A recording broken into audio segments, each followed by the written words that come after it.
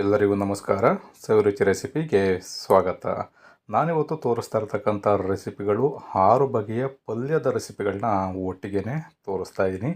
ಮನೆಯಲ್ಲಿ ದಿನ ಒಂದೊಂದು ತಿಂಡಿಗಳನ್ನ ಮಾಡ್ತಾ ಇರ್ತೀವಿ. ಮನೆಯಲ್ಲಿ ಮಕ್ಕಳಿದ್ರೆ ಸ್ಕೂಲ್ಗೆ ಲಂಚ್ ಬಾಕ್ಸ್ಗೂ ಕೂಡ ಪ್ರಿಪೇರ್ ಮಾಡಬೇಕಾಗತ್ತೆ. ಹಾಗಾಗಿ ನಾವು ರೊಟ್ಟಿ, ಚಪಾತಿ, ಪೂರಿ ಈ ಥರ ಏನೇ ಮಾಡಿದ್ರೂ ಅದ್ರ ಜೊತೆ ನೆಂಚ್ಕೊಳ್ತಕ್ಕಂಥ ಪಲ್ಯದ ರೆಸಿಪಿಗಳನ್ನ ತುಂಬ ಸುಲಭವಾಗಿ ಮಾಡೋದನ್ನು ತೋರಿಸ್ತಾ ಇದ್ದೀನಿ. ಈ ವಿಧಾನದಲ್ಲಿ ಮಾಡಿಕೊಂಡ್ರೆ ಮನೆಯಲ್ಲಿ ಮಕ್ಕಳು ಸ್ಕೂಲ್ಗೆ ಹೋಗ್ತಾ ಇದ್ದಾರೆ ಅಂತಂದರೆ 6 ದಿನಕ್ಕೂ ಕೂಡ 6 ವೆರೈಟಿನಲ್ಲಿ ನೀವು ಮಾಡಿಕೊಡ್ಬೋದು. ಎಲ್ಲ ಪಲ್ಯಗಳು ಅಷ್ಟೇ ತರಕಾರಿ ಮತ್ತು ಕಾಳುಗಳನ್ನ ಬಳಸಿ ಮಾಡಿರೋದ್ರಿಂದ ಆರೋಗ್ಯಕ್ಕೂ ಕೂಡ ಬಹಳ ಒಳ್ಳೆಯದು. ಬನ್ನಿ 6 ಬಗೆಯ ಪಲ್ಯಗಳನ್ನ ಯಾವ ರೀತಿ ಮಾಡೋದು ಅಂತ ನೋಡ್ಕೋಣ. ಮೊದಲಿಗೆ ನಾನಿಲ್ಲಿ ಕಡಲೆಕಾಳನ್ನು ಬಳಸ್ಕೊಂಡು ಕಡಲೆಕಾಳು ಉಸ್ಲಿ ಮಾಡೋದನ್ನು ತೋರಿಸ್ತಾ ಇದ್ದೀನಿ. ಈ ವಿಧಾನದಲ್ಲಿ ಮಾಡಿಕೊಂಡ್ರೆ ಬಹಳ ರುಚಿಯಾಗಿರುತ್ತೆ. ಒಂದು ಒಳ್ಳೆ ಸೈಡ್ ಡಿಶ್ ಅಂತಲೂ ಕೂಡ ಹೇಳ್ಬೋದು. ಬನ್ನಿ ಇದನ್ನು ತುಂಬ ಸುಲಭವಾಗಿ ಕಡಿಮೆ ಸಮಯದಲ್ಲಿ ಯಾವ ರೀತಿ ಮಾಡ್ಕೊಳ್ಳೋದು ಅಂತ ನೋಡೋಣ. ನಾನಿಲ್ಲಿ ಒಂದು ಬೌಲ್ನ ತೊಗೊಂಡು ಇದಕ್ಕೆ ಒಂದು 200 ಗ್ರಾಮಷ್ಟು ಕಡಲೆಕಾಳನ್ನು ಸೇರಿಸ್ಕೊಳ್ತಾ ಇದ್ದೀನಿ. ಈ ಕಡಲೆಕಾಳನ್ನು ಸೇರಿಸಿ ಆದಮೇಲೆ ಒಂದು 2 ರಿಂದ 3 ಬಾರಿ ಚೆನ್ನಾಗಿ ತೊಳಿಬೇಕು. ಈ ರೀತಿ ತೊಳೆದಾದ ನಂತರ ಇದನ್ನು ಒಂದು 7 ರಿಂದ 8 ಗಂಟೆಗಳ ಕಾಲ ನಾವು ಚೆನ್ನಾಗಿ ನೆನೆಸಿಡಬೇಕಾಗತ್ತೆ. ಎಷ್ಟು ಚೆನ್ನಾಗಿ ಕಡಲೆಕಾಳು ನೆನೆಯುತ್ತೆ ಅಷ್ಟು ನಿಮಗೆ ಕಡಲೆಕಾಳು ಬೇಗನೆ ಬೇಯುತ್ತೆ. ಇವಾಗ 8 ಗಂಟೆ ಆಗಿದೆ ನೋಡ್ಬೋದು. ಕಡಲೆಕಾಳು ಅಷ್ಟೇ ತುಂಬ ಚೆನ್ನಾಗಿ ನೆಂದಿದೆ. ಇವಾಗ ನಾವು ಇದನ್ನು ಒಂದು ಕುಕ್ಕರ್ಗೆ ಸೇರಿಸ್ಕೊಂಡು ಮತ್ತೆ ನಾವು ಇದನ್ನು ಒಂದು 3 ರಿಂದ 4 ವಿಷಲ್ ಕೂಗಿಸ್ಕೋಬೇಕಾಗತ್ತೆ. ಆವಾಗಲೇ ನಿಮಗೆ ಕಡಲೆಕಾಳು ಬೇಯೋದು. ಬರೀ ನೆನೆಸಿ ಸೇರಿಸ್ಬಿಟ್ರೆ ನಿಮ್ಗೆ ಅಷ್ಟು ಕಡಲೆಕಾಳು ಬೇಯೋದಿಲ್ಲ. ಈಗ ರುಚಿಗೆ ತಕ್ಕಷ್ಟು ಉಪ್ಪನ್ನು ಹಾಕ್ಕೊಳ್ತಾ ಇದ್ದೀನಿ. ನಾನು ಒಂದು ಅರ್ಧ ಲೀಟ್ರಷ್ಟು ನೀರನ್ನು ಸೇರಿಸ್ಕೊಳ್ತಾ ಇದ್ದೀನಿ. ಈ ರೀತಿ ನೀರನ್ನು ಸೇರಿಸ್ಕೊಂಡು ಕುಕ್ಕರ್ ಲಿಡ್ಡನ್ನು ಕ್ಲೋಸ್ ಮಾಡಿ ಇದನ್ನು 4 ವಿಷಲ್ ನಾನೀಗ ಕೂಗಿಸ್ತಾ ಇದ್ದೀನಿ.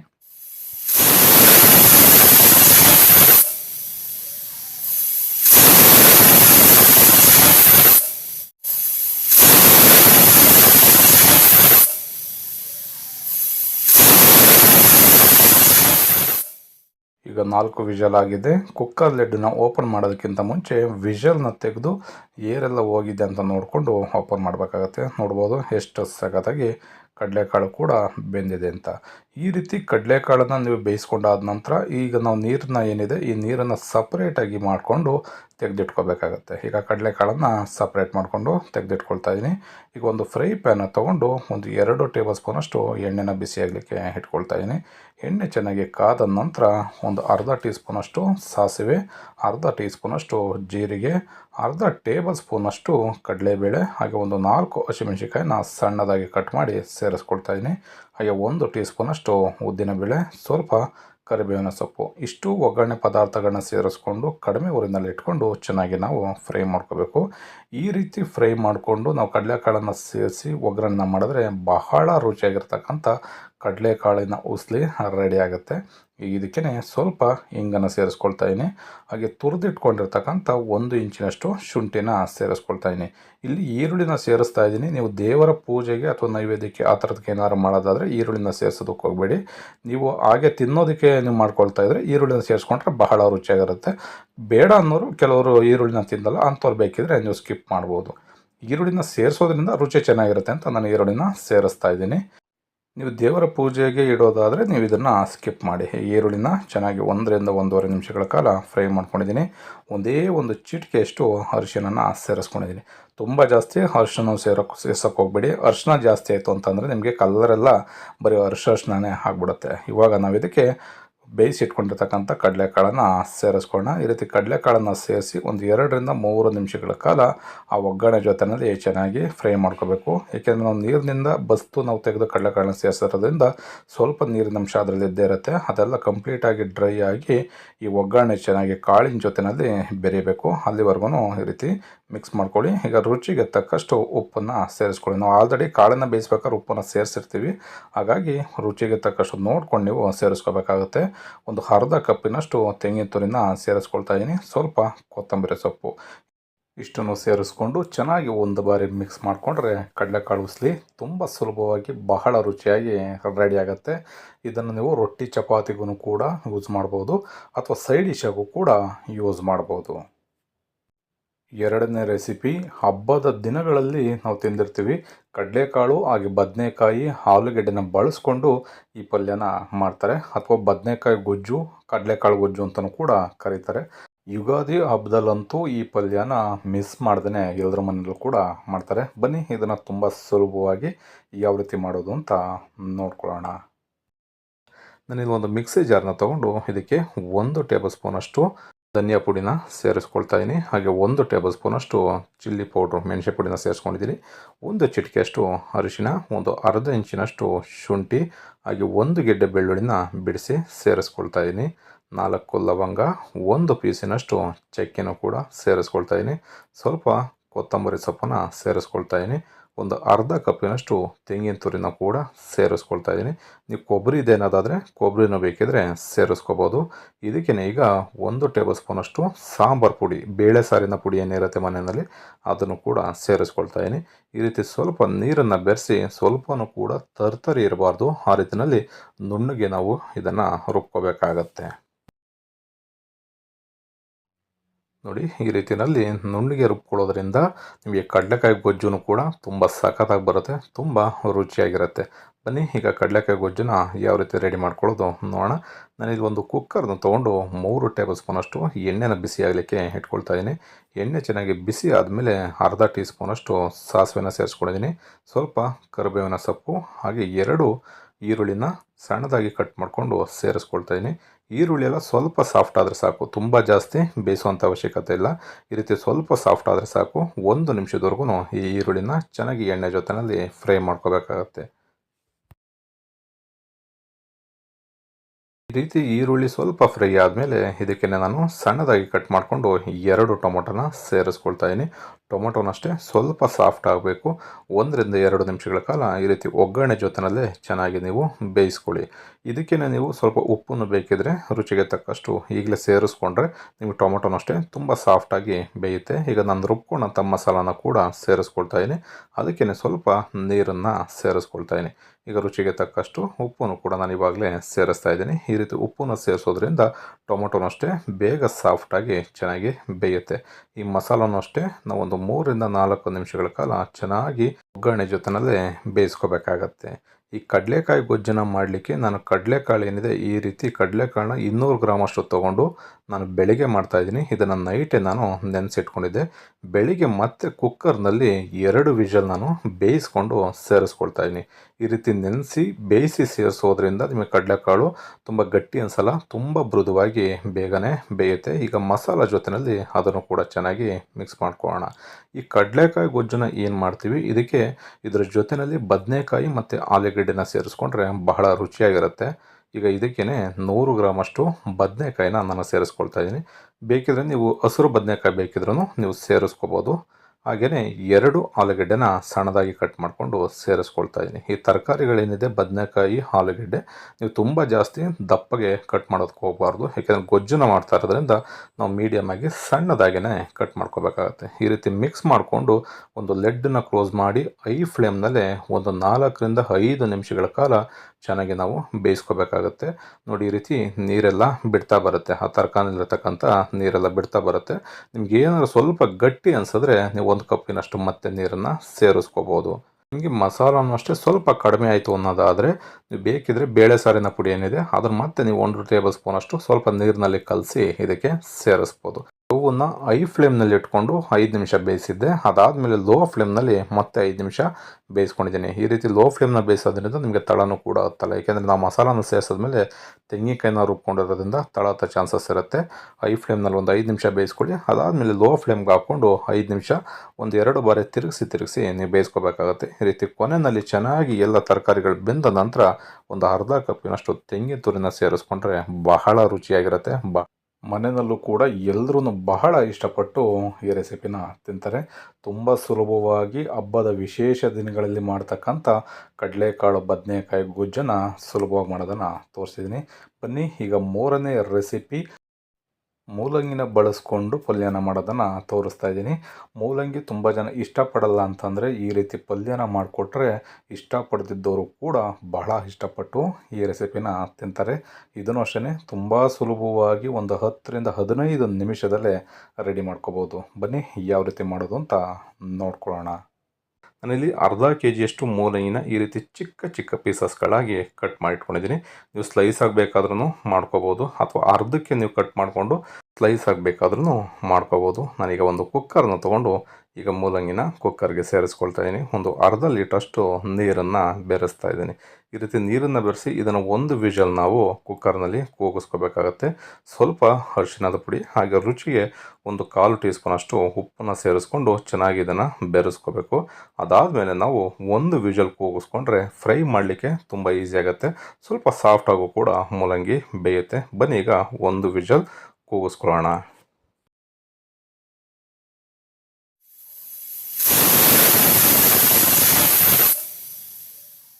ಒಂದು ವಿಷಲ್ ಕೂಗಿಸಿ ಆದಮೇಲೆ ಕುಕ್ಕರ್ ಕಂಪ್ಲೀಟ್ ತಣ್ಣಗಾಗಬೇಕು. ಅದರಲ್ಲಿರ್ತಕ್ಕಂಥ ಏರೆಲ್ಲ ಹೋದ್ಮೇಲೆ ನಾವು ಕುಕ್ಕರ್ ಮುಚ್ಚಳನ ತೆಗಿಬೇಕಾಗತ್ತೆ. ನೋಡ್ಬೋದು ತುಂಬ ಸಾಫ್ಟಾಗಿ ಎಲ್ಲ ಮೂಲಂಗಿಗಳು ಕೂಡ ಬೆಂದಿದೆ. ಇವಾಗ ಇದನ್ನು ನೀರನ್ನು ಸಪ್ರೇಟಾಗಿ ಮಾಡ್ಕೊಳ್ತಾ ಇದ್ದೀನಿ. ಈ ನೀರನ್ನು ಅಷ್ಟೇ ಬೇಕಿದ್ರೆ ನೀವು ಸೂಪ್ನ ಮಾಡಿಕೊಂಡು ಕುಡಿಬೋದು. ಮೂಲಂಗಿದಾಗಿರೋದ್ರಿಂದ ತುಂಬ ಆರೋಗ್ಯಕ್ಕೂ ಕೂಡ ತುಂಬ ಒಳ್ಳೆಯದು. ಇದಕ್ಕೆ ಒಂದು ಮಸಾಲನ್ನು ರುಬ್ಕೋಬೇಕಾಗತ್ತೆ. ಒಂದು ಮಿಕ್ಸಿ ಜಾರ್ನ ತೊಗೊಂಡು 2 ಟೇಬಲ್ ಸ್ಪೂನಷ್ಟು ತೆಂಗಿನಕಾಯಿ ತುರಿನ ಸೇರಿಸ್ಕೊಳ್ತಾ ಇದ್ದೀನಿ. 1 ಇಂಚಿನಷ್ಟು ಶುಂಠಿ, ಒಂದು 4ರಿಂದ 5 ಹಸಿಮೆಣಸಿಕಾಯಿ, ಸ್ವಲ್ಪ ಕರಿಬೇವಿನ ಸೊಪ್ಪು, ಅರ್ಧ ಟೀ ಸ್ಪೂನಷ್ಟು ಜೀರಿಗೆ, 1/4 ಟೀ ಸ್ಪೂನಷ್ಟು ಸಾಸಿವೆ, ಹಾಗೆ ಬೆಲ್ಲದ ಪುಡಿನ ಒಂದು 1/4 ಟೀ ಸ್ಪೂನಷ್ಟು ಸೇರಿಸ್ಕೊಡ್ತಾ ಇದ್ದೀನಿ. 1 ಚಿಟಿಕೆಯಷ್ಟು ಅರಿಶಿನ, ರುಚಿಗೆ ತಕ್ಕಷ್ಟು ಉಪ್ಪು. ಬೆಲ್ಲ ಬೇಕಿದ್ರೆ ನೀವು ಪುಡಿನ ಸೇರಿಸ್ಕೊಳ್ಳಿ, ಇಲ್ಲ ಅಂತಂದರೆ ಬೆಲ್ಲದ ಹಚ್ಚಿತ್ತು ಅಂದರೆ ಅದನ್ನು ಬೇಕಾದರೆ ಸೇರಿಸ್ಕೋಬೋದು. ನೋಡಿ, ಈ ರೀತಿ ಸ್ವಲ್ಪನೂ ಕೂಡ ನೀರನ್ನು ಬೆರೆಸ್ದಾಗೆ ಈ ರೀತಿಯಲ್ಲಿ ಚಟ್ನಿ ಅದಕ್ಕೆ ರುಬ್ಕೋಬೇಕಾಗತ್ತೆ. ಈಗ ಒಂದು ಫ್ರೈ ಪ್ಯಾನ ತೊಗೊಂಡು ಇದಕ್ಕೆ 2 ಟೇಬಲ್ ಸ್ಪೂನಷ್ಟು ಎಣ್ಣೆನ ಸೇರಿಸ್ಕೊಳ್ತಾ ಇದ್ದೀನಿ. ಎಣ್ಣೆ ಚೆನ್ನಾಗಿ ಬಿಸಿ ಆಗಬೇಕು. ಅದಾದಮೇಲೆ ನಾನು 1 ಟೀ ಸ್ಪೂನಷ್ಟು ಸಾಸಿವೆ ಹಾಗೆ 2 ಒಣಮೆಣಸಿಕಾಯಿನ ಕಟ್ ಮಾಡಿ ಸೇರಿಸ್ಕೊಳ್ತಾ ಇದ್ದೀನಿ. ಸ್ವಲ್ಪ ಕರಿಬೇವಿನ ಸೊಪ್ಪು ಮತ್ತು ಒಂದು ಅರ್ಧ ಟೀ ಸ್ಪೂನಷ್ಟು ಜೀರಿಗೆ, ಅರ್ಧ ಟೇಬಲ್ ಸ್ಪೂನಷ್ಟು ಉದ್ದಿನಬೇಳೆ, ಅರ್ಧ ಟೇಬಲ್ ಸ್ಪೂನಷ್ಟು ಕಡಲೆಬೇಳೆ. ಇಷ್ಟು ಪದಾರ್ಥಗಳನ್ನ ಸೇರಿಸ್ಕೊಂಡು ಕಡಿಮೆ ಊರಿನಲ್ಲೇ ಒಂದು ಅರ್ಧ ನಿಮಿಷ ಚೆನ್ನಾಗಿ ನಾವು ಈ ಪದಾರ್ಥಗಳನ್ನ ಫ್ರೈ ಮಾಡ್ಕೋಬೇಕಾಗತ್ತೆ. ಈ ರೀತಿ ಯಾವಾಗಲೇ ಒಗ್ಗರಣೆ ಮಾಡಬೇಕಾದ್ರೂ ಅಷ್ಟೇ ನಾವು ಊರಿನ ಲೋ ಫ್ಲೇಮ್ ಅಥವಾ ಮೀಡಿಯಂ ಫ್ಲೇಮ್ನಲ್ಲಿ ಇಟ್ಕೊಂಡು ಚೆನ್ನಾಗಿ ಫ್ರೈ ಮಾಡ್ಕೋಬೇಕು. ಈಗ ಇದಕ್ಕೆ ಒಂದು ಈರುಳ್ಳಿನ ಸಣ್ಣದಾಗಿ ಕಟ್ ಮಾಡಿಕೊಂಡು ಸೇರಿಸ್ಕೊಳ್ತಾ ಇದ್ದೀನಿ. ಈರುಳ್ಳಿನ ಅಷ್ಟೇ ಸ್ವಲ್ಪ ಸಾಫ್ಟ್ ಆಗೋವರೆಗೂ ಚೆನ್ನಾಗಿ ಇದನ್ನು ಬೇಯಿಸ್ಕೊಳ್ಳೋಣ. ಈ ರೀತಿ ಈರುಳ್ಳಿ ಎಲ್ಲ ಕಂಪ್ಲೀಟಾಗಿ ಸಾಫ್ಟ್ ಆದಮೇಲೆ ನಾವು ರುಬ್ಬಿಟ್ಕೊಂಡಿರ್ತಕ್ಕಂಥ ಮಸಾಲಾನ ಸೇರಿಸ್ಕೊಂಡು ಆ ಮಸಾಲಾನು ಅಷ್ಟೇ ಈ ಒಗ್ಗರಣೆ ಜೊತೆಯಲ್ಲಿ ಒಂದು 2ರಿಂದ 3 ನಿಮಿಷಗಳ ಕಾಲ ಲೋ ಫ್ಲೇಮ್ ಅಥವಾ ಮೀಡಿಯಂ ಫ್ಲೇಮ್ನಲ್ಲಿ ಚೆನ್ನಾಗಿ ಫ್ರೈ ಮಾಡ್ಕೋಬೇಕಾಗತ್ತೆ. ಏಕೆಂದರೆ ಮಸಾಲಲ್ಲಿರ್ತಕ್ಕಂಥ ಹಸಿ ವಾಸನೆ ಎಲ್ಲ ಹೋಗಬೇಕು. ಈ ರೀತಿಯಲ್ಲಿ ಮಸಾಲಾನ ಸೇರಿಸ್ಕೊಂಡು ಚೆನ್ನಾಗಿ ನಾವು ಒಂದು 2ರಿಂದ 3 ನಿಮಿಷಗಳ ಕಾಲ ಈ ಮಸಾಲಾನ ಫ್ರೈ ಮಾಡ್ಕೋಬೇಕು. ರುಚಿಗೆ ಉಪ್ಪನ್ನ ಸೇರಿಸೋದಕ್ಕೆ ಹೋಗ್ತಾ ಇಲ್ಲ. ನಾನು ಮೂಲಂಗಿನ ಬೇಯಿಸ್ಕೋಬೇಕಾದ್ರೂ ಸ್ವಲ್ಪ ಉಪ್ಪನ್ನ ಸೇರಿಸ್ಕೊಂಡಿದ್ದೀನಿ. ಮಸಾಲ ರುಬ್ಬಬೇಕಾದ್ರೂ ಕೂಡ ಉಪ್ಪನ್ನ ಆಲ್ರೆಡಿ ಸ್ವಲ್ಪ ಸೇರಿಸ್ಕೊಂಡಿದ್ದೀನಿ. ಹಾಗಾಗಿ ನಾವು ಮೂಲಂಗಿನ ಸೇರಿಸಿ ಆದಮೇಲೆ ನಾವು ರುಚಿ ನೋಡಿಕೊಂಡು ಉಪ್ಪನ್ನು ಸೇರಿಸ್ಕೋಬೇಕಾಗತ್ತೆ. ನೋಡಿ, ಈಗ ಮಸಾಲನೂ ಕೂಡ 2ರಿಂದ 3 ನಿಮಿಷಗಳ ಕಾಲ ಚೆನ್ನಾಗಿ ಫ್ರೈ ಆಗಿದೆ. ಈ ರೀತಿ ಫ್ರೈ ಆದ ನಂತರ ನಾವು ಬೇಯಿಸಿಟ್ಕೊಂಡಂಥ ಮೂಲಂಗಿ ಏನಿದೆ ಆ ಮೂಲಂಗಿನ ಇದಕ್ಕೆ ಸೇರಿಸ್ಕೋಬೇಕು. ಆ ಮೂಲಂಗಿನ ಸೇರಿಸ್ಕೊಂಡು ಮತ್ತೆ ಒಂದು 2ರಿಂದ 3 ನಿಮಿಷಗಳ ಕಾಲ ಈ ರೀತಿ ಮೀಡಿಯಂ ಫ್ಲೇಮ್ ಅಥವಾ ಲೋ ಫ್ಲೇಮ್ನಲ್ಲಿ ಚೆನ್ನಾಗಿ ಫ್ರೈ ಮಾಡ್ಕೊಳ್ತು ಅಂತಂದರೆ ನಿಮಗೆ ಮೂಲಂಗಿ ಪಲ್ಯ ಮನೆಯಲ್ಲಿ ಸುಲಭವಾಗಿ ರೆಡಿ ಆಗುತ್ತೆ. ಇದನ್ನು ಚಪಾತಿ, ರೊಟ್ಟಿ, ಅನ್ನದ ಜೊತೆಯಲ್ಲಿ, ಮುದ್ದೆ ಜೊತೆಯಲ್ಲಿ ಎಲ್ಲದ್ರ ಜೊತೆಯಲ್ಲೂ ಈ ಪಲ್ಯನ ಉಪಯೋಗಿಸ್ಬೋದು. ತುಂಬ ರುಚಿಕರವಾದಂಥ ಅಷ್ಟೇ ಆರೋಗ್ಯಕರವಾದಂಥ ಮೂಲಂಗಿ ಪಲ್ಯ ಮನೆಯಲ್ಲಿ ರೆಡಿ ಆಗುತ್ತೆ. ಈ ರೀತಿ ಕೊನೆಯಲ್ಲಿ ಸ್ವಲ್ಪ ಕೊತ್ತಂಬರಿ ಸೊಪ್ಪನ್ನು ಕೂಡ ನಾನು ಸೇರಿಸ್ಕೊಳ್ತಾ ಇದ್ದೀನಿ. ಒಳ್ಳೆ ಫ್ಲೇವರ್ ಇರುತ್ತೆ. ಕೊನೆಯಲ್ಲಿ ನೀವು ಇಳಿಸೋ ಟೈಮ್ನಲ್ಲಿ ಸೇರಿಸ್ಕೊಂಡ್ರು ಸಾಕಾಗತ್ತೆ. ಈ ರೀತಿ ಚೆನ್ನಾಗಿ ಸ್ವಲ್ಪ ಮಿಕ್ಸ್ ಮಾಡಿಕೊಂಡು ಒಂದು 2ರಿಂದ 3 ನಿಮಿಷಗಳ ಕಾಲ ಫ್ರೈ ಮಾಡಿಕೊಂಡ್ರೆ ಮೂಲಂಗಿ ಪಲ್ಯ ಮನೆಯಲ್ಲೇ ರೆಡಿ ಆಗುತ್ತೆ. ಈ 4ನೇ ರೆಸಿಪಿ ಮೊಳಕೆ ಹೆಸರು ಕಾಳನ್ನ ಬಳಸ್ಕೊಂಡು ಬಹಳ ವಿಶೇಷವಾಗಿರ್ತಕ್ಕಂಥ ಹಣ್ಣೆ ಸೊಪ್ಪಿನ ಪಲ್ಯ ಮಾಡೋದನ್ನು ತೋರಿಸ್ತಾ ಇದ್ದೀನಿ. ತುಂಬ ರುಚಿಯಾಗಿರುತ್ತೆ, ಆರೋಗ್ಯಕ್ಕೂ ಕೂಡ ಬಹಳ ಒಳ್ಳೆಯದು. ನಾನಿಲ್ಲಿ 2 ಕಟ್ಟಿನಷ್ಟು ಎಣ್ಣೆ ಸೊಪ್ಪನ್ನು ತೊಗೊಂಡು ಈ ರೀತಿ ನೀಟಾಗಿ ಕ್ಲೀನ್ ಮಾಡಿ ಇಟ್ಕೊಂಡಿದ್ದೀನಿ. ಈ ರೀತಿ ಎಳೆ ಸೊಪ್ಪು ಸಿಕ್ಕಿದ್ರೆ ನಿಮಗೆ ಇನ್ನೂ ಬಹಳ ರುಚಿಯಾಗಿರುತ್ತೆ. ಈಗ ಇದನ್ನು ಯಾವ ರೀತಿ ಫ್ರೈ ಮಾಡೋದು ಅಂತ ನೋಡ್ಕೊಳ್ಳೋಣ.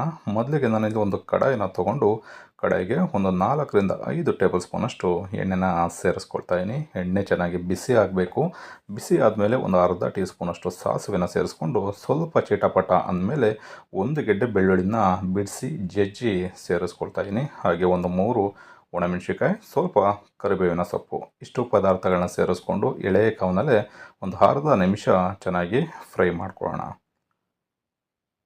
ಈ ರೀತಿ ಒಂದು ಅರ್ಧ ನಿಮಿಷ ಫ್ರೈ ಆದಮೇಲೆ ಇದಕ್ಕೆ ಒಂದು ಈರುಳ್ಳಿನ ಸಣ್ಣದಾಗಿ ಕಟ್ ಮಾಡಿಕೊಂಡು ಸೇರಿಸ್ಕೊಳ್ತಾ ಇದ್ದೀನಿ.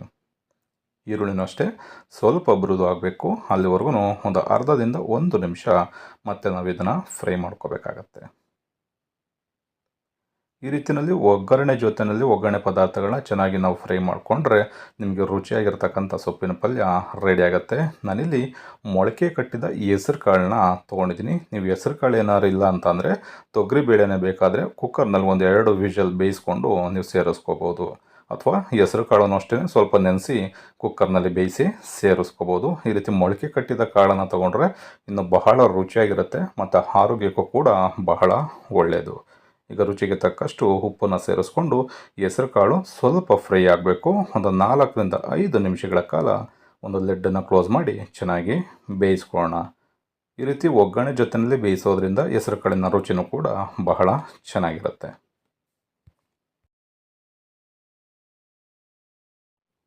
ಹೆಸರು ಕಾಳನ್ನು ಅಷ್ಟೇ ತುಂಬ ಚೆನ್ನಾಗಿ ಫ್ರೈ ಆಗಿದೆ. ಈಗ ನಾವು ತೆಗೆದಿಟ್ಕೊಂಡಿರ್ತಕ್ಕಂಥ ಸೊಪ್ಪೇನಿದೆ ಅದನ್ನು ಸಣ್ಣದಾಗಿ ಕಟ್ ಮಾಡಿಕೊಂಡು ಸೇರಿಸ್ಕೋಬೇಕು. ಹಾಗೆ ದೊಡ್ಡದಾಗಿ ಸೇರಿಸ್ಕೊಂಡ್ಬಿಟ್ರೆ ನಿಮಗೆ ಬೇಯೋದಕ್ಕೆ ಸ್ವಲ್ಪ ತಡ ಆಗುತ್ತೆ. ಹಾಗಾಗಿ ಈ ರೀತಿ ಸಣ್ಣದಾಗಿ ಕಟ್ ಮಾಡಿಕೊಂಡು ನಾವು ಕಾಳಿನ ಜೊತೆನೇ ಸೇರಿಸ್ಕೊಂಡು ಒಂದು ಬಾರಿ ಮಿಕ್ಸ್ ಮಾಡ್ಕೊಳ್ಳಿ. ಅದಾದಮೇಲೆ ಒಂದು ಲಿಡ್ಡನ್ನು ಕ್ಲೋಸ್ ಮಾಡಿ ಒಂದು 2 ನಿಮಿಷ ಬಿಟ್ಬಿಟ್ರೆ ಇದು ಬೇಗನೆ ಬಾಡಿ ಮೃದು ಆಗಿಬಿಡುತ್ತೆ. ನೋಡ್ಬೋದು, ಈಗ ಒಂದು ಲಿಡ್ಡನ್ನು ಕ್ಲೋಸ್ ಮಾಡಿ ಒಂದು 2ರಿಂದ 3 ನಿಮಿಷ ಬಿಡ್ತಾಯಿದ್ದೀನಿ.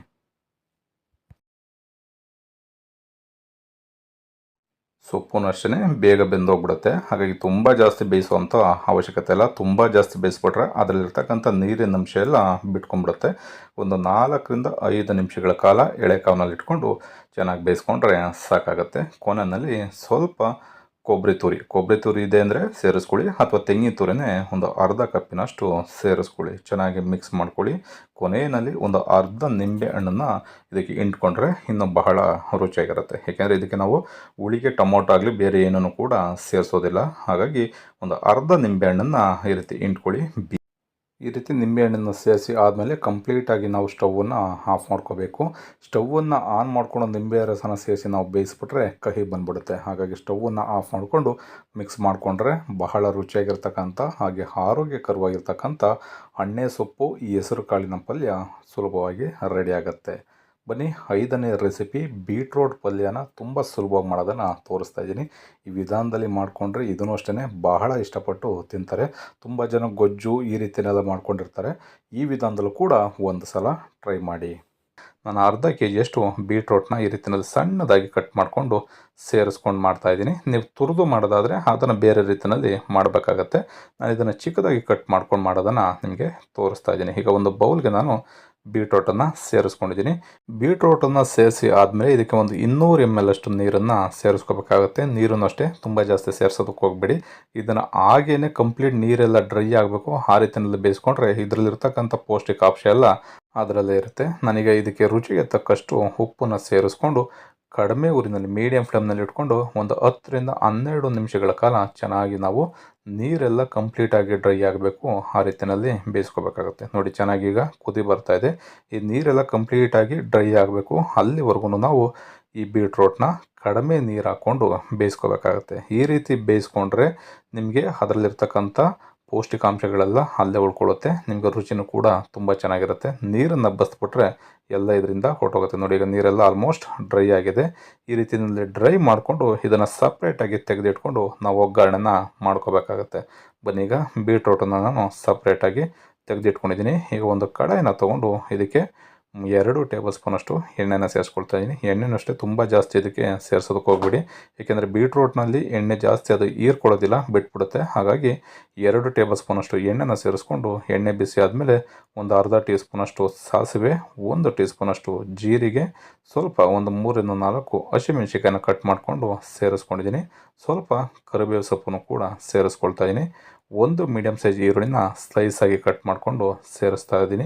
ಇದಿಷ್ಟು ಪದಾರ್ಥಗಳನ್ನ ನಾವು ಕಡಿಮೆ ಊರಿನಲ್ಲಿ ಇಟ್ಕೊಂಡು ಮತ್ತೆ ನಾವು 1ರಿಂದ 2 ನಿಮಿಷಗಳ ಕಾಲ ಚೆನ್ನಾಗಿ ಎಣ್ಣೆಯಲ್ಲಿ ಫ್ರೈ ಮಾಡ್ಕೋಬೇಕು. ಈ ರೀತಿ ಎಣ್ಣೆಯಲ್ಲಿ ಎಷ್ಟು ಚೆನ್ನಾಗಿ ನೀವು ಫ್ರೈ ಮಾಡ್ತೀರಾ ನಿಮಗೆ ಬೀಟ್ರೋಟ್ ಪಲ್ಯ ಅಷ್ಟು ರುಚಿಯಾಗಿ ಬರುತ್ತೆ. ಈ ರೀತಿ ಬೀಟ್ರೋಟ್ ಪಲ್ಯನ ನೀವು ಜಾಸ್ತಿ ಮನೆಯಲ್ಲಿ ಮಾಡ್ಕೊಂಡು ತಿಂದರೆ ಆರೋಗ್ಯಕ್ಕೂ ಕೂಡ ತುಂಬ ಒಳ್ಳೆಯದು. ಈ ರೀತಿ ಪಲ್ಯನ ಮಾಡಿಕೊಡೋದ್ರಿಂದ ಮನೆಯಲ್ಲಿ ಎಲ್ಲರೂ ಕೂಡ ಇಷ್ಟಪಟ್ಟು ಈ ರೆಸಿಪಿನ ತಿಂತಾರೆ. ಈಗ ಈರುಳ್ಳಿನಷ್ಟೇ ಸ್ವಲ್ಪ ಸಾಫ್ಟಾಗಿ ಚೆನ್ನಾಗಿ ಬೆಂದಿದೆ. ಇವಾಗ ಇದಕ್ಕೆ ನಾವು ಬೇಯಿಸಿಟ್ಕೊಂಡಂಥ ಬೀಟ್ರೋಟ್ನ ಸೇರಿಸ್ಕೊಳ್ಳೋಣ. ಬೀಟ್ರೋಟ್ನ ನಾವು ಬೇಯಿಸ್ಬೇಕಾದ್ರೆ ಸ್ವಲ್ಪ ಉಪ್ಪನ್ನು ಸೇರಿಸಿರ್ತೀವಿ. ನೀವು ಉಪ್ಪು ರುಚಿಗೆ ಎಷ್ಟು ಬೇಕೋ ಅಷ್ಟು ನೋಡಿಕೊಂಡು ಮತ್ತೆ ನೀವು ಉಪ್ಪನ್ನು ಸೇರಿಸ್ಕೋಬೇಕಾಗತ್ತೆ. ಈ ರೀತಿ ಸೇರಿಸ್ಕೊಂಡಾದ ನಂತರ ಈ ರೀತಿ ಒಗ್ಗರಣೆ ಜೊತೆಯಲ್ಲೇ ಚೆನ್ನಾಗಿ ನೀವು ಒಂದು 2-3 ನಿಮಿಷಗಳ ಕಾಲ ಈ ಬೀಟ್ರೋಟನ್ನು ಒಂದು ಲಿಡ್ಡನ್ನು ಕ್ಲೋಸ್ ಮಾಡಿ ಚೆನ್ನಾಗಿ ಫ್ರೈ ಮಾಡ್ಕೊಳ್ಳಿ. ಅದಾದಮೇಲೆ ಎಣ್ಣೆ ಜೊತೆಯಲ್ಲಿ ಒಗ್ಗರಣೆ ಜೊತೆಯಲ್ಲಿ ಚೆನ್ನಾಗಿ ಬೆರೆಯುತ್ತೆ. ಈ ರೀತಿಯಲ್ಲಿ ಫ್ರೈ ಮಾಡ್ಕೊಂಡಾದ ನಂತರ ಇದಕ್ಕೆ ನಾವು 1 ಕಪ್ಪಿನಷ್ಟು ತೆಂಗಿನ ತುರಿನ ಕೊನೆಯಲ್ಲಿ ಸೇರಿಸ್ಕೋಬೇಕಾಗತ್ತೆ. ಆ ರೀತಿ ತೆಂಗಿನ ತುರಿನ ಸೇರಿಸೋದ್ರಿಂದ ರುಚಿ ನಿಮಗೆ ಚೆನ್ನಾಗಿರುತ್ತೆ. ಅಥವಾ ಈ ರೀತಿಯಲ್ಲಿ ಫ್ರೈ ಮಾಡ್ಕೊಂಡು ಬೇಕಾದ್ರೂ ನೀವು ತಿನ್ಬೋದು. ಅಥವಾ ಈ ರೀತಿಯಲ್ಲಿ ಸ್ವಲ್ಪ ತೆಂಗಿನ ತುರಿನ ಸೇರಿಸ್ಕೊಂಡು ತಿನ್ನೋದ್ರಿಂದ ಇನ್ನೂ ರುಚಿ ಜಾಸ್ತಿ ಇರುತ್ತೆ. ಕೊನೆಯಲ್ಲಿ ಸ್ವಲ್ಪ ಕೊತ್ತಂಬರಿ ಸೊಪ್ಪನ್ನು ಕೂಡ ಸೇರಿಸ್ಕೊಂಡಿದ್ದೀನಿ. ತೆಂಗಿನಕಾಯಿ ಮತ್ತು ಕೊತ್ತಂಬರಿನ ಸೇರಿಸಿ ಆದಮೇಲೆ ಕಂಪ್ಲೀಟಾಗಿ ಸ್ಟವನ್ನು ಆಫ್ ಮಾಡಿಕೊಂಡು ಮತ್ತೆ 1-1.5 ನಿಮಿಷಗಳ ಕಾಲ ಈ ರೀತಿ ಮಿಕ್ಸ್ ಮಾಡ್ಕೊಳ್ಳಿ. ನಿಮಗೆ ಬೀಟ್ರೋಟ್ ಪಲ್ಯ ಮನೆಯಲ್ಲಿ ಸಖತ್ ರುಚಿನಲ್ಲಿ ರೆಡಿ ಆಗುತ್ತೆ. ನಾನು ತೋರಿಸಿರ್ತಕ್ಕಂಥ ಎಲ್ಲ ಪಲ್ಯಗಳು ಅಷ್ಟೇ ಬಹಳ ಸಿಂಪಲ್ ಆಗಿರುತ್ತೆ. ಈ ವಿಧಾನದಲ್ಲಿ ಬೀಟ್ರೋಟ್ ಪಲ್ಯನೂ ಕೂಡ ಒಂದು ಸಲ ಟ್ರೈ ಮಾಡಿ ರುಚಿ ಹೇಗಿತ್ತು ಅನ್ನೋದನ್ನು ಕಮೆಂಟ್ ಮಾಡಿ ತಿಳಿಸಿ. ಕೊನೆಯ ರೆಸಿಪಿ 6ನೇ ರೆಸಿಪಿ ಅಲಸಂದೆ ಕಾಳನ್ನು ಬಳಸ್ಕೊಂಡು ಪಲ್ಯ ಮಾಡೋದನ್ನು ತೋರಿಸ್ತಾ ಇದ್ದೀನಿ. ಇದೂ ಅಷ್ಟೇ ಮನೆಯಲ್ಲಿ ಏನಾದರೂ ಸೊಪ್ಪಿತ್ತು ಅಂದರೆ ಕೀರೆ ಸೊಪ್ಪು ಅಥವಾ ಕಿಲ್ಕಿರೆ ಸೊಪ್ಪು ಯಾವುದೇ ಸೊಪ್ಪಿದ್ರೂ ಆ ಸೊಪ್ಪನ್ನು ಬೆರೆಸಿ ನೀವು ಮಾಡ್ಕೊಳ್ಳಿ, ಬಹಳ ರುಚಿಯಾಗಿರುತ್ತೆ. ಬನ್ನಿ ಯಾವ ರೀತಿ ಅಂತ ನೋಡೋಣ. ನಾನಿಲ್ಲಿ 300 ಗ್ರಾಮಷ್ಟು ಹಸಿ ಅಲಸಂದೆ ಕಾಳನ್ನು ಬಿಡಿಸಿ ಇಟ್ಕೊಂಡಿದ್ದೀನಿ. 1 ಕಟ್ಟಿನಷ್ಟು ಹೀರೆ ಸೊಪ್ಪನ್ನು ತೊಗೊಂಡು ಸಣ್ಣದಾಗಿ ಕಟ್ ಮಾಡ್ಕೊಂಡಿದ್ದೀನಿ. ಹಾಗೆ 1 ಕಟ್ಟಿನಷ್ಟು ಸಬ್ಸಿಗೆ ಸೊಪ್ಪನ್ನು ಕೂಡ ತೊಗೊಂಡಿದ್ದೀನಿ. ಇವಾಗ ಒಂದು ಮಿಕ್ಸಿ ಜಾರನ್ನ ತೊಗೊಂಡು ಕಾಳು ಮತ್ತು ಹಾಗೆ ಕೀರೆ ಸೊಪ್ಪನ್ನು ಒಂದು ಕುಕ್ಕರ್ಗೆ ಸೇರಿಸ್ಕೊಳ್ತಾ ಇದ್ದೀನಿ. ಈ ರೀತಿ ಸೇರಿಸ್ಕೊಂಡು ರುಚಿಗೆ ತಕ್ಕಷ್ಟು ಉಪ್ಪನ್ನು ಕೂಡ ನಾವು ಸೇರಿಸ್ಕೋಬೇಕಾಗತ್ತೆ. ಇದಕ್ಕೇನೆ ನಾನೀಗ ಸ್ವಲ್ಪ ಒಂದು 1/4 ಲೀಟ್ರಷ್ಟು ನೀರನ್ನು ಸೇರಿಸ್ಕೊಳ್ತಾ ಇದ್ದೀನಿ.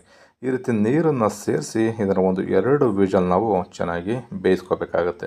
ಬೇಯಿಸ್ಕೊಂಡು ನಾವು ಕಾಳಿನ ಪಲ್ಯನ ಮಾಡಿಕೊಂಡ್ರೆ ಅನ್ನದ ಜೊತೆ ಮುದ್ದೆ ಜೊತೆ ಉಪ್ಸಾರನ್ನ ಮಾಡಿಕೊಂಡಾಗ ತುಂಬ ರುಚಿಯಾಗಿರುತ್ತೆ. ಈಗ 2 ವಿಷಲ್ ಆಗಿದೆ. ಕುಕ್ಕರು ಕಂಪ್ಲೀಟಾಗಿ ತಣ್ಣಗಾದ್ಮೇಲೆ ಈ ರೀತಿ ಓಪನ್ ಮಾಡಬೇಕು. ನೋಡ್ಬೋದು ಎಷ್ಟು ಸಖತ್ತಾಗಿ ಕಾಳು ಮತ್ತು ಸೊಪ್ಪು ಬೆಂದಿದೆ ಅಂತ. ಇವಾಗ ನಾವು ಇದನ್ನು ಒಗ್ಗರಣೆ ಮಾಡ್ಕೋಬೇಕಾಗತ್ತೆ.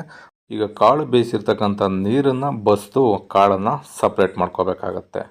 ಈ ಕಾಳು ಬೇಯಿಸಿರ್ತಕ್ಕಂಥ ನೀರನ್ನು ನೀವು ಬಿಸಾಕೋದಕ್ಕಿಂತ ಉಪ್ಸಾರನ್ನ ಏನಾರು ಮಾಡಿಕೊಂಡ್ರೆ ನೀವು ಅದಕ್ಕೆ ಉಪಯೋಗಿಸ್ಕೋಬೋದು. ಈಗ ನೀರನ್ನು ಕೂಡ ಸಪ್ರೇಟ್ ಮಾಡ್ಕೊಂಡಿದ್ದೀನಿ. ಈಗ ಒಂದು ಫ್ರೈ ಪ್ಯಾನ್ನ ತೊಗೊಂಡು ಇದಕ್ಕೆ 2 ಟೇಬಲ್ ಸ್ಪೂನಷ್ಟು ಎಣ್ಣೆನ ಹಾಕ್ಕೊಳ್ತಾ ಇದ್ದೀನಿ. ಎಣ್ಣೆ ಚೆನ್ನಾಗಿ ಬಿಸಿ ಆಗಬೇಕು. ಬಿಸಿ ಆದಮೇಲೆ ಅರ್ಧ ಟೀ ಸ್ಪೂನಷ್ಟು ಸಾಸಿವೆನ ಸೇರಿಸ್ಕೊಳ್ತಾ ಇದ್ದೀನಿ. ಹಾಗೆ ಸ್ವಲ್ಪ ಕರಿಬೇವಿನ ಸೊಪ್ಪನ್ನು ಕೂಡ ಸೇರಿಸ್ಕೊಳ್ತಾ ಇದ್ದೀನಿ. ಹಾಗೆ 2 ಒಣಮೆಣಸಿನ್ಕಾಯಿನ ಈ ರೀತಿ ಮಧ್ಯಕ್ಕೆ ಕಟ್ ಮಾಡಿ ಸೇರಿಸ್ಕೊಳ್ತಾ ಇದ್ದೀನಿ. 1 ಈರುಳ್ಳಿನ ಸ್ಲೈಸ್ ಆಗಿ ಕಟ್ ಮಾಡಿ ಸೇರಿಸ್ಕೊಳ್ತಾ ಇದ್ದೀನಿ.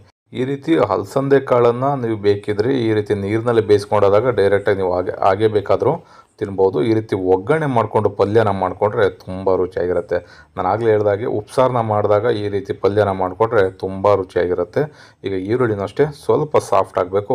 1-1.5 ನಿಮಿಷಗಳ ಕಾಲ ಚೆನ್ನಾಗಿ ಫ್ರೈ ಮಾಡ್ಕೊಳ್ಳೋಣ. ನಾನು ಇದಕ್ಕೆ 1 ಕಟ್ಟಿನಷ್ಟು ಸಬ್ಸಿಗೆ ಸೊಪ್ಪನ್ನು ಸೇರಿಸ್ಕೊಳ್ತಾ ಇದ್ದೀನಿ. ಸಬ್ಸಿಗೆ ಸೊಪ್ಪು ನಿಮ್ಗೆ ಆಪ್ಷನಲ್, ಬೇಕಿದ್ರೆ ನೀವು ಸೇರಿಸ್ಕೊಳ್ಳಿ, ಬೇಡ ಅಂದರೆ ಸ್ಕಿಪ್ ಮಾಡ್ಬೋದು. ಈ ಪಲ್ಯಕ್ಕೆ ಅಲಸಂದೆ ಕಾಳಿನ ಪಲ್ಯಕ್ಕೆ ಸಬ್ಸಿಗೆ ಸೊಪ್ಪನ್ನು ಸೇರಿಸ್ಕೊಂಡ್ರೆ ಬಹಳ ರುಚಿಯಾಗಿರುತ್ತೆ, ಒಳ್ಳೆ ಫ್ಲೇವರ್ ಇರುತ್ತೆ. ಈಗ ಇದನ್ನು ಒಂದು 3-4 ನಿಮಿಷಗಳ ಕಾಲ ಚೆನ್ನಾಗಿ ಬೇಯಿಸ್ಕೋಬೇಕಾಗತ್ತೆ. ಈಗ ಸಬ್ಸಿಗೆ ಸೊಪ್ಪು ಅಷ್ಟೇ ತುಂಬ ಚೆನ್ನಾಗಿ ಫ್ರೈ ಆಗಿದೆ. ನಾನು ಆಲ್ರೆಡಿ ಸೊಪ್ಪು ಮತ್ತು ಕಾಳನ್ನು ಬೇಯಿಸ್ಕೋಬೇಕಾದ್ರೆ ಉಪ್ಪನ್ನು ಸೇರಿಸ್ಕೊಂಡಿದ್ದೆ.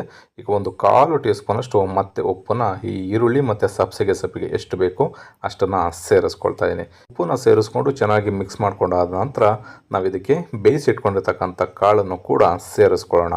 ಈ ರೀತಿ ಕಾಳನ್ನು ಸೇರಿಸಿ ಚೆನ್ನಾಗಿ ನಾವು ಎಳೆ ಕಾವನಲ್ಲಿ ಇಟ್ಕೊಂಡು ಒಂದು ಮೀಡಿಯಂ ಫ್ಲೇಮ್ನಲ್ಲಿ ಇಟ್ಕೊಂಡು ಒಂದು 2-3 ನಿಮಿಷಗಳ ಕಾಲ ಚೆನ್ನಾಗಿ ಫ್ರೈ ಮಾಡಿಕೊಂಡ್ರೆ ಹಸಿ ಅಲಸಂದೆ ಕಾಳಿನ ಪಲ್ಯ ಸೂಪರಾಗಿ ಮನೆಯಲ್ಲಿ ರೆಡಿ ಆಗುತ್ತೆ. ಇದನ್ನು ನೀವು ಅನ್ನದ ಜೊತೆ ರಸಮ್ ಮಾಡಿಕೊಂಡಾಗ ರಸಮ್ ಜೊತೆ ಹಾಗೆ ಪಲ್ಯದ ರೀತಿಯಲ್ಲಿ ಚಪಾತಿ ರೊಟ್ಟಿಗೂ ಕೂಡ ನೀವು ಮಾಡ್ಕೋಬೋದು. ತುಂಬ ಸಖತ್ತಾಗಿರುತ್ತೆ. ಕೊನೆಯಲ್ಲಿ ಇದಕ್ಕೆ ಒಂದು ಅರ್ಧ ಕಪ್ಪಿನಷ್ಟು ತೆಂಗಿನ ತುರಿನೂ ಕೂಡ ಸೇರಿಸ್ಕೊಳ್ತಾ ಇದ್ದೀನಿ.